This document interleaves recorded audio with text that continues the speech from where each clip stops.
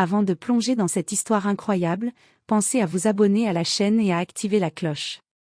Ici, chaque récit a quelque chose à dire, et vous ne voudrez pas en manquer un seul.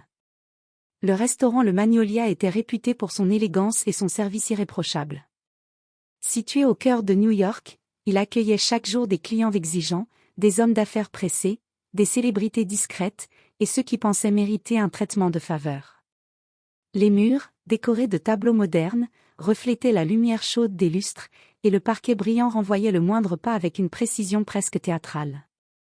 Samantha, serveuse depuis 2 ans, connaissait chaque table, chaque habitude des clients, chaque sourire attendu.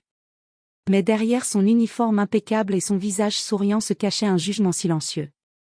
Elle se croyait au-dessus de certains clients, convaincue que son opinion personnelle sur la couleur de peau ou l'apparence des gens importait peu, tant que personne ne le remarquait, ou du moins le pensait-elle. Ce matin-là, un homme noir entra dans le restaurant. Il portait un costume sombre parfaitement ajusté, des chaussures en cuir luisantes, et un air de calme absolu qui imposait le respect sans un mot. Il marchait avec assurance, observant les lieux avec une attention tranquille. Pour Samantha, quelque chose dans sa démarche et son regard l'irrita immédiatement. Une étincelle de préjugés s'alluma en elle, cette petite voix intérieure qu'elle avait toujours ignorée mais qui, aujourd'hui, menaçait de se transformer en action. Alors que l'homme prenait place à sa table, Samantha ajusta son plateau de café avec un mélange d'impatience et de mépris. Elle ne savait pas encore que cet homme n'était pas un client ordinaire. Et dans quelques secondes, un geste irréfléchi allait déclencher une chaîne d'événements qui changerait sa vie à jamais. Samantha approcha de la table avec son plateau, le cœur battant un peu plus vite qu'à l'habitude. Ses yeux scrutaient l'homme noir assis là, immobile, presque serein. Il leva la tête, croisant son regard, et lui adressa un sourire poli. « Bonjour, je prendrai un café noir, merci », dit-il calmement. Sa voix était posée, mesurée, sans une once d'arrogance. Mais pour Samantha, cette tranquillité était un affront. Elle sentit la colère et le mépris grimper en elle, alimentés par un préjugé qu'elle croyait insignifiant. Dans un geste impulsif, presque instinctif, elle fit basculer le plateau. Le café brûlant vola en un jet parfait, atterrissant sur le visage de l'homme. Un silence choqué s'abattit sur la salle. Les clients arrêtèrent leur conversation, les serveurs figés dans leurs gestes, et l'air sembla devenir soudainement lourd. Le café coula sur le costume impeccable de l'homme, ruisselant jusqu'à sa chemise et ses chaussures. La fumée du liquide brûlant s'éleva, ajoutant une intensité dramatique à la scène.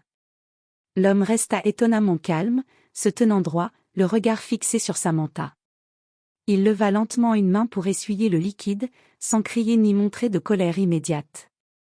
Mais son silence pesait plus que n'importe quel cri. Samantha sentit une boule se former dans son estomac. Elle venait de franchir une ligne qu'aucune excuse rapide ne pourrait effacer. Les clients chuchotaient maintenant, certains choqués, d'autres murmurant sur le comportement inadmissible de la serveuse. Samantha, paniquée, tenta de s'excuser maladroitement, mais ses mots semblaient creux, insignifiants face à l'ampleur de son acte. Dans ce moment suspendu, elle ne savait pas encore qu'elle venait de provoquer un retournement de situation qui allait bouleverser sa vie, et celle de l'homme qu'elle venait d'humilier. La salle entière retenait son souffle. Samantha, les mains tremblantes, s'attendait à ce que l'homme crie, qu'il l'insulte ou qu'il se mette à pleurer de douleur. Mais rien de tout cela ne se produisit. L'homme noir resta immobile, le regard froid et perçant, comme s'il évaluait chaque geste de la serveuse. Puis, d'une voix calme mais ferme, il prononça ces mots qui firent frissonner Samantha. « Je suis le propriétaire de ce restaurant. » La pièce sembla se figer.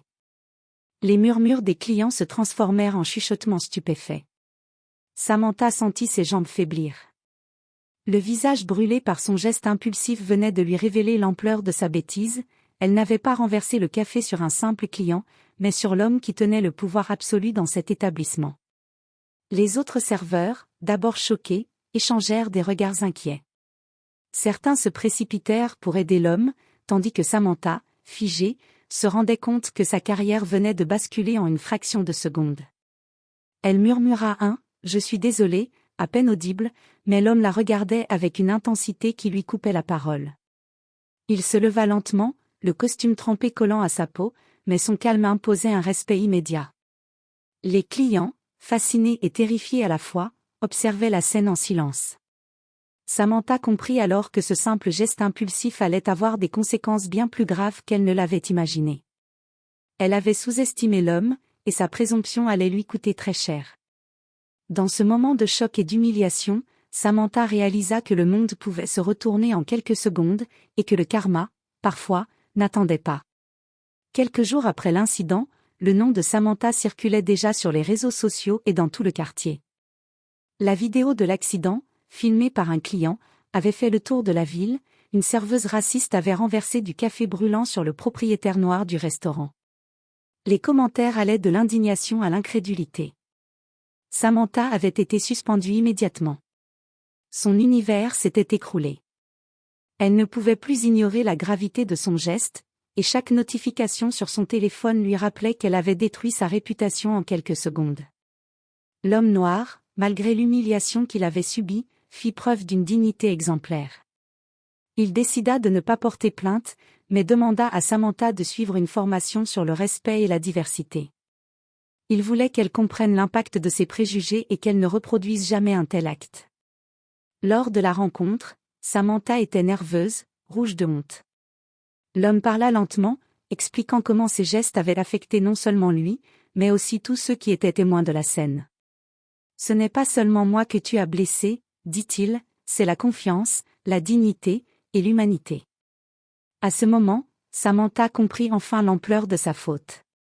Elle pleura, sincèrement, et promit de changer. L'homme lui offrit une dernière leçon: le respect et l'humilité ne se mendient pas, ils se gagnent. Et quiconque ne les pratique pas peut voir sa vie basculer en un instant.